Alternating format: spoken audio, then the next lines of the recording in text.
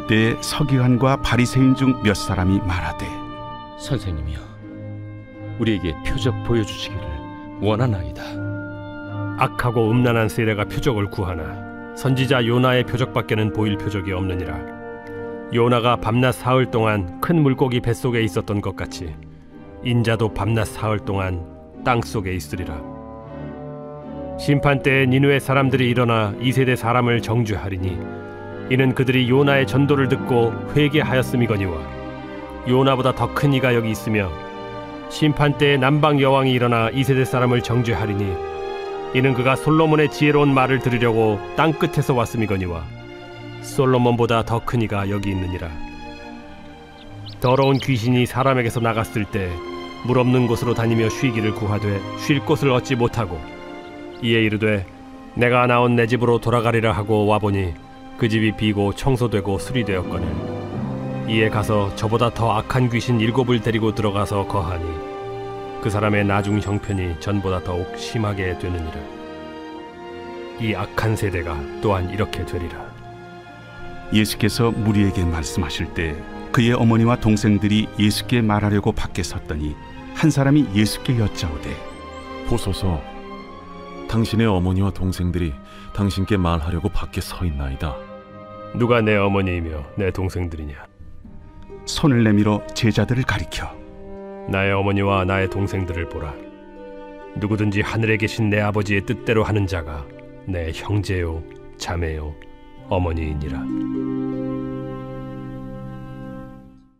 하나님께서는 이 예배를 진정으로 드리는 자들을 축복하시며 또 하나님의 사랑을 더욱 깨달아 알게 되시기를 기도합니다. 오늘은 어제 이어지는 장면입니다. 바리새인들이 눈멀고 말 못하는 사람을 고치시는 예수님에게 귀신의 왕 바알세불을 힘입어 쫓아낸다고 말하자, 예수님은 성령을 모독하는 죄는 사하심을 얻지 못한다고 하십니다. 이 성령을 모독하는 죄는 눈앞에 있는 예수님이 이 메시아이며 이 구원자임에도 이것이 분명한데도 이를 받아들이지 않는 것입니다. 예수님께서 행하시는 모든 일들을 부정하는 죄입니다. 밝히 드러난 것들을 보지 않으려 이 눈을 감아버리는 죄입니다. 이런 죄는 회개함으로 하나님 아버지 앞에 나아갈 수 없기에, 이 영영이 죽을 수밖에 없기에 이 죄사함을 얻지 못합니다. 이제 오늘의 본문은 이처럼 예수님께 책망을 들었음에도 불구하고 또 한 번 서기관과 바리새인 중 몇 사람이 말합니다. 선생님이여, 우리에게 표적 보여주시기를 원하나이다. 이 말은 받아들이기에는 좀 정중해 보이지만 아직도 예수님을 이 선생이라는 호칭을 사용하고 있습니다. 이들은 예수님을 메시아로서 받아들이지 못하고 있으며 이 표적을 보여달라고 하는 것은 지금까지 예수님께서 하신 모든 일을 부정하고 있습니다. 즉, 이 말을 좀 우리식으로 표현해 보면, 선생 예수야, 내가 지금까지 한 거 말고 나를 위한 표적이 뭔지 한번 보여줘 봐라. 그럼 내가 너를 받아들일지 말지 결정해 보겠다. 이런 뉘앙스의 말인 것입니다. 즉, 이들은 예수님을 메시아로 인정하지 않고 있으며 또 다른 증명을 계속해서 요구하면서 마음의 문을 닫아걸고 있는 상태입니다. 이 말을 들으신 예수님께서는 화를 내시며 말씀하십니다. 악하고 음란한 세대가 표적을 구하나 선지자 요나의 표적밖에는 보일 표적이 없느니라. 여기서 음란한 세대라고 하는 것은 이 이스라엘과 하나님의 관계로 이해할 때 이는 혼인 계약입니다. 즉, 하나님은 이스라엘의 이 신랑이시며 이스라엘은 하나님의 신부이지만 이 순결하지 못한 이스라엘 백성들이 이 다른 신에게 빠져서 하나님과의 관계를 깨트리고 음란한 모습을 보이고 있다고 예수님은 말씀하고 있습니다. 즉, 하나님과의 관계가 이 부부의 관계처럼 이 서로만 바라보고 서로 사랑해야 하지만, 이 완악한 바리새인과 서기관들은 그들의 신앙을 잃어버린 채 완전한 구원자이신 이 예수님을 받아들이지 못하고 자기들 눈에 보여줄 만한 이 또 다른 표적을 구하는 모습을 보고 예수님께서는 악하고 음란한 세대라고 지칭하고 있습니다. 이제 예수님은 요나의 표적밖에는 보일 것이 없다고 하십니다. 이 말씀을 하면서 요나가 니느웨에 가서 복음을 선포한 일, 그리고 솔로몬에게 남방 여왕이 찾아와 지혜를 구한 일, 또 더러운 귀신이 집을 나갔다가 더 악한 귀신과 함께 들어온 일, 이 세 가지를 예시로 말씀하십니다. 이 예시들은 모두 이 바리새인들을 향한 이 비판의 메시지입니다. 요나는 3일 밤낮을 이 물고기 뱃속에 있었습니다. 그리고 예수님께서도 3일 밤낮을 땅속에 있게 될 것임을 예고하십니다. 그리고 요나는 니느웨 사람들에게 이 복음을 선포했을 때 니느웨 사람들은 굵은 베옷을 찢으며 회개하며 하나님 앞에 나와왔습니다. 하지만 요나보다 더 큰 예수님께서 이 땅에 오셨음에도 불구하고 예수님의 가르침을 거절하고 거부하는 자들이 있습니다. 아무리 예수님을 전해도 이 귓등으로도 안 듣는 사람들이 있습니다. 교회 가자고 해도 요지부동인 사람이 있습니다. 만약 이들이 가족 중에 한 사람이라면 나의 신앙생활이 굉장히 어렵습니다. 누군가를 전도하려 해도 내 가족 중에 교회 안 나오는 사람이 있다는 이 생각에 가족부터 전도해야 하는데라는 생각을 하실 수 있습니다. 또 전도 대상자들에게 쉽게 다가가기가 어려울 수 있습니다. 바리새인들은 예수님께서 직접 대화하고 또 계속해서 가르침을 주셨지만 이 바리새인들의 마음은 열리지가 않았습니다. 복음은 우리의 마음이 열릴 때 안으로 들어오게 됩니다. 설령 예수님께서 다시 살아나셔서 수많은 표적을 행하시고 병든 자를 치료하시는 이 기적을 보여줘도 이 믿지 않는 바리새인들처럼 나의 마음이 닫혀 있다면 예수님께서 내 마음속으로 오시지 못합니다. 요한계시록 3장 20절은 볼지어다 내가 문 밖에 서서 두드리노니 누구든지 내 음성을 듣고 문을 열면 내가 그에게로 들어가 그와 더불어 먹고 그는 나와 더불어 먹으리라고 되어 있습니다. 예수님의 음성을 듣고 나의 마음의 문을 열어야 합니다. 그래야만 내 안에 예수님께서 함께 거하시며 나와 음식을 함께 하시는 이 교제가 시작되는 것입니다. 성령님과 함께 나의 삶이 바뀌게 되는 이 역사가 시작되는 것입니다. 남방 여왕은 이 솔로몬의 지혜로운 말을 듣기 위해 땅 끝에서 찾아왔습니다. 이곳에 가면 지혜로운 말, 즉 진리를 들을 수 있다는 열망으로 이 솔로몬 왕을 찾아왔습니다. 하지만 솔로몬보다 더 큰 이이신 예수 그리스도가 눈앞에 있는데도 우리는 잘 찾지 않는 모습을 보입니다. 예수님께서 나에게 오라고 말씀하셨음에도 불구하고 일단 내가 해볼 수 있는 데까지 전부 해봅니다. 마치 암과 같은 질병에 걸렸을 때 병원에 가서 의사가 하라는 대로 돈이 얼마가 들어도 시도합니다. 모든 항암 치료를 받고 식단도 조절합니다. 하지만 상황이 더 이상 나아질 기미가 없고 의사조차도 이제 포기 권고를 하는 상황이 이르렀을 때 우리는 비로소 예수님께 나아갑니다. 우리는 가장 먼저 예수님을 찾아야 합니다. 예수님을 믿는다고 말하면서 나에게 어떤 문제가 생겼을 때 이 문제를 가장 잘 해결해 줄 수 있을 만한 사람을 찾습니다. 그러면서 다른 사람을 소개시켜 달라고까지 합니다. 그러면서 기도는 하지 않고 이곳저곳 뛰어다니면서 문제를 해결하기 위해 내 마음이 분주해집니다. 가장 먼저 예수님 앞에 나와 기도할 생각은 하지 않고 때로는 사람을, 때로는 물질을, 때로는 나 자신을 믿습니다. 이와 같은 행동은 예수님을 정말로 믿는 사람의 모습이 아닙니다.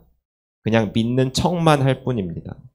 말로는 예수님을 믿는다 하지만 정작 어려운 일이 닥칠 때 나의 모습을 보면 그렇지 않은 경우가 너무나도 많은 것을 느끼게 됩니다.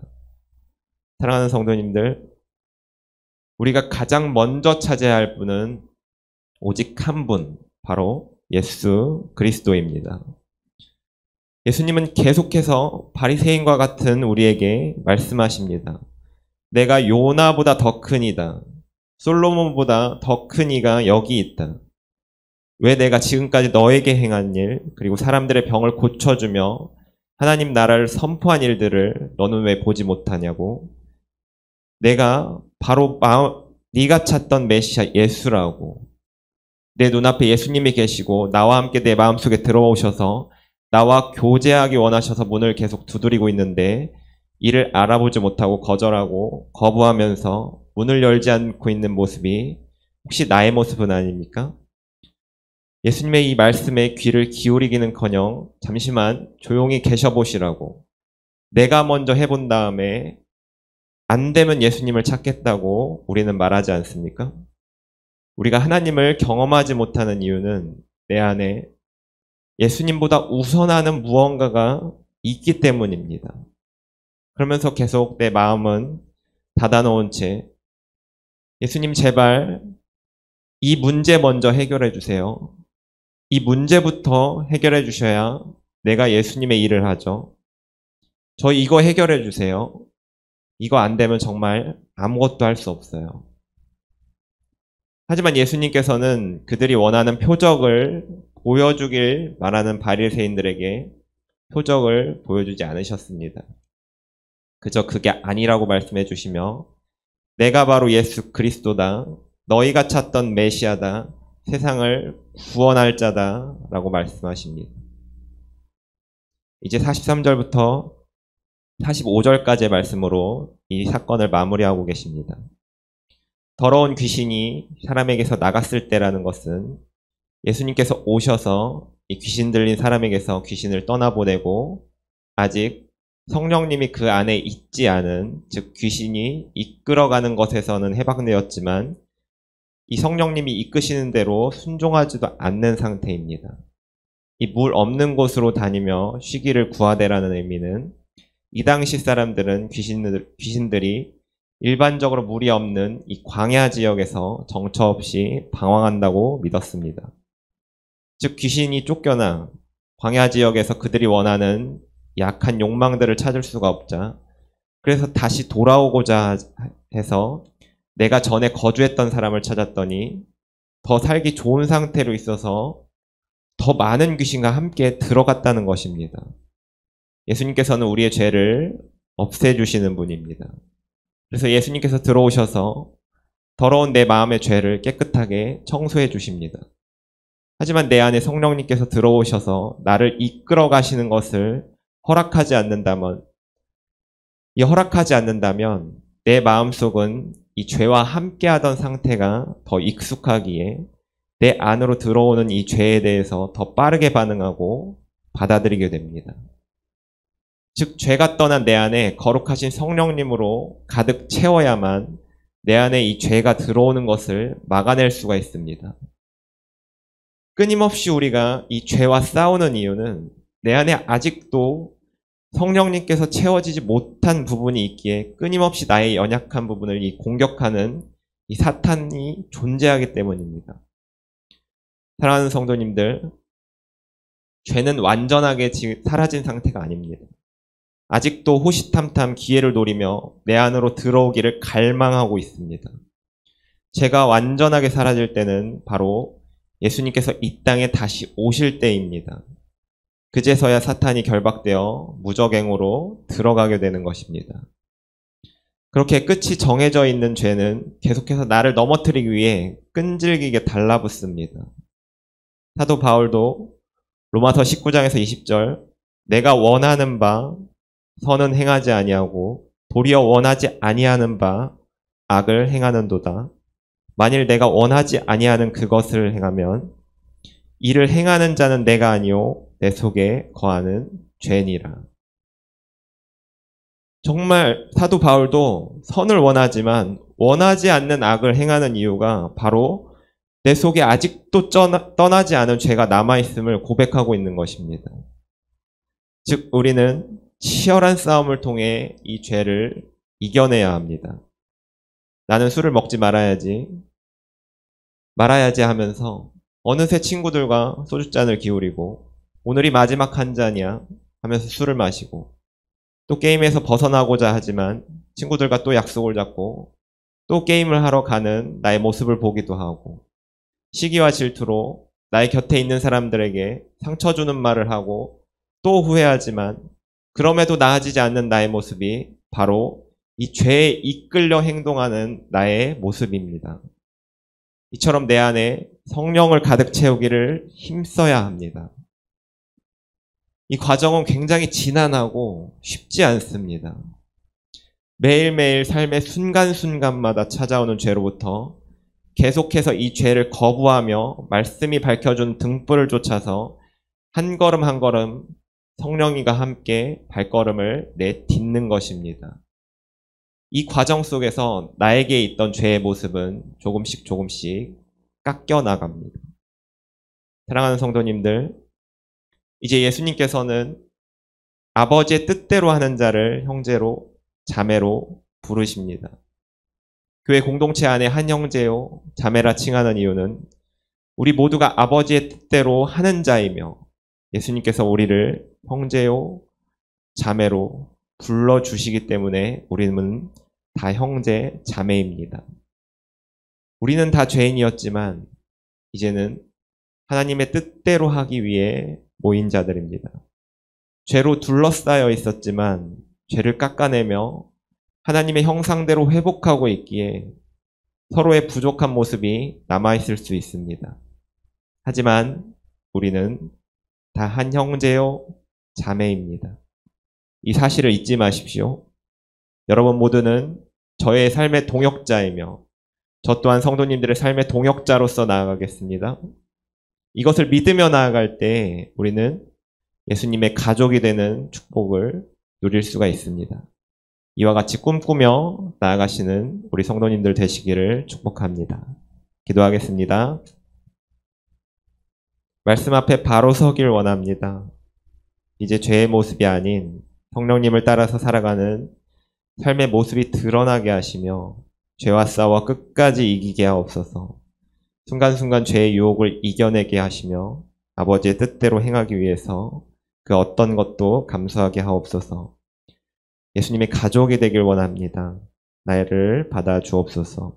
예수님의 이름으로 기도합니다. 아멘.